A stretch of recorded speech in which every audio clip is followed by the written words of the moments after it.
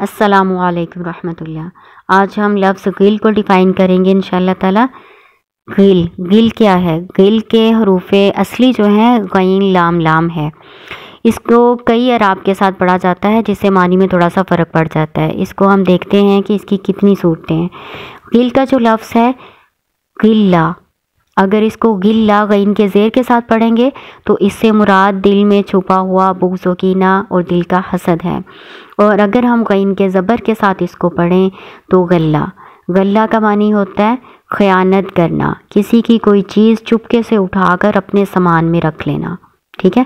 اور غین کو اگر پیش کے ساتھ پڑھیں گے تو غلن بمانی توک، ہتکڑی، بیڑی، جس سے کسی کے اعضاء کو جکڑا جائے، اس کے جمع اغلال آتا ہے۔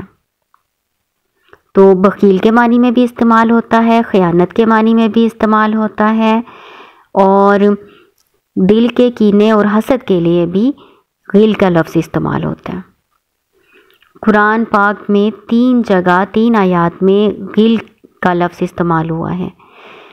پہلے سورۃ اعراف آیت نمبر 43، اور دوسری مرتبہ سورۃ الحجر آیت نمبر 47، اور تیسری مرتبہ سورۃ الحشر آیت نمبر 10۔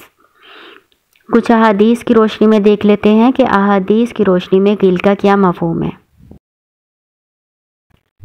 رسول اللہ صلی اللہ علیہ وآلہ وسلم نے فرمایا، جب مومنوں کو دوزخ سے نجات مل جائے گی تو انہیں ایک پل پر روکا جائے گا جو جنت اور دوزخ کے درمیان ہے، اس کا نام کنترا حدیث میں لکھا ہوا ہے، اور وہیں ان کے مظالم کا ان کو بدلہ دلوایا جائے گا جو وہ دنیا میں باہم کرتے تھے۔ پھر جب پاک صاف ہو جائیں گے تو انہیں جنت میں داخلے کی اجازت دی جائے گی۔ اس ذات کی قسم جس کے ہاتھ میں محمد صلی اللہ علیہ وآلہ وسلم کی جان ہے، ان میں سے ہر شخص اپنے جنت کے گھر کو اپنی دنیا کے گھر سے بھی زیادہ بہتر طور پر پہچانے گا۔ قرآن اور احادیث مبارکہ کا مطالعہ کرنے کے بعد غل کا جو مفہوم ذہن میں آتا ہے وہ اس طرح سے ہے کہ کسی کے بارے میں حسد، بغض اور عداوت والے برے جذبات اپنے دل میں رکھنا، اور ان کو اپنے دل میں بند کر لینا، اس کو پروان چڑھاتے رہنا، اور یہ برے خیالات محض اپنی طرف سے بنائے ہوئے خیالی ہوں، ان کی کوئی حقیقت بھی نہ ہو۔ بے شک وہ انسان اچھا ہے، اس کے اندر کوئی ایسی اخلاقی برائی نہیں ہے، لیکن آپ کو کسی وجہ سے وہ برا لگا تو آپ نے اس کے بارے میں ایک برا گمان، برا خیال، اس کی ایک بری تصویر، امیج بنا کر اپنے دل میں رکھ لی۔ اب آپ کو وہ برا ہی لگتا ہے تو اس کو ہم کہیں گے غل۔ دنیا میں اس برائی کی وجہ سے اور بھی بہت سے برے اعمال جنم لیتے ہیں، جیسے بے اطمینانی، جلن، کڑھن، بے چینی، بے قراری، بہت سے گناہوں کی یہ وجہ بنتی ہے۔ تو جنت تو ان سب باتوں سے پاک ہے، اس لیے جو بھی دلوں میں کدورت ہوگی اس کو نکال کے پھر جنتیوں کو جنت میں داخل کیا جائے گا۔ نبی صلی اللہ علیہ وآلہ وسلم کی احادیث سے یہ بات واضح ہو جاتی ہے کہ جنتیوں کو آپس میں جو کدورت ہوگی باہمی، اس کو دور کر کے پھر جنت میں لے جایا جائے گا۔ حضرت علی رضی اللہ تعالیٰ عنہ کا قول ہے، وہ کہتے ہیں کہ مجھے امید ہے کہ میں، طلحہ، زبیر اور عثمان رضی اللہ عنہم ان لوگوں میں سے ہوں گے جن کے متعلق اللہ تعالیٰ نے فرمایا ہے، اور ہم ان کے دلوں سے کینہ دور کر دیں گے، پھر ان کو نعمتوں بھری جنت میں داخل کر دیں گے۔ حضرت عبداللہ بن عمر رضی اللہ تعالیٰ عنہ کی زبانی ایک واقعہ بیان کرتی ہوں، جس سے آپ کے ذہن میں اور زیادہ غل کا مفہوم واضح ہو جائے گا، اور آپ کو اس کی اہمیت بھی پتہ چل جائے گی کہ کتنی زیادہ اللہ کے رسول صلی اللہ علیہ وآلہ وسلم نے اس چیز کو اہمیت دی ہے۔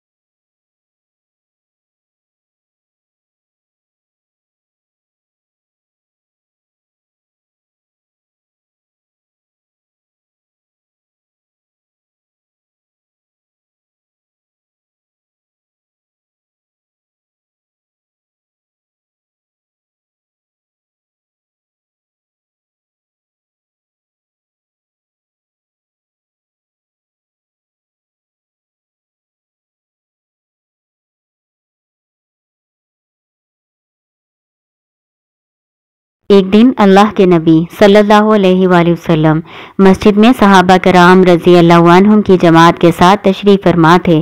آپ صلی اللہ علیہ وآلہ وسلم نے فرمایا، ابھی تمہارے سامنے ایک جنتی شخص مسجد میں داخل ہوگا۔ صحابہ کرام رضی اللہ عنہم نے اپنی نظریں مسجد کے دروازے کی طرف گاڑ دیں کہ کون خوش نصیب داخل ہوتا ہے۔ ایک انصاری صحابی رضی اللہ عنہ جن کی داڑھی سے وضو کا پانی ٹپک رہا تھا، اپنے جوتے ہاتھ میں پکڑے مسجد میں داخل ہوئے۔ لوگ ان کی طرف رشک کی نگاہ سے دیکھتے رہے۔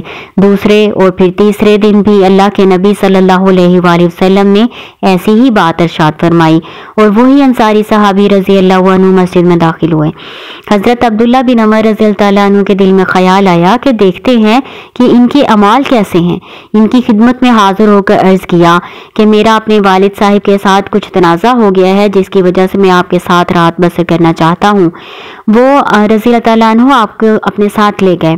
حضرت عبداللہ بن عمر رضی اللہ عنہ نے دیکھا کہ وہ رات بھر لمبی تان کر سوئے، یعنی تہجد کی نماز کے لیے بھی نہیں اٹھے، البتہ اذان فجر کے ساتھ ہی مسجد کی طرف چل پڑے۔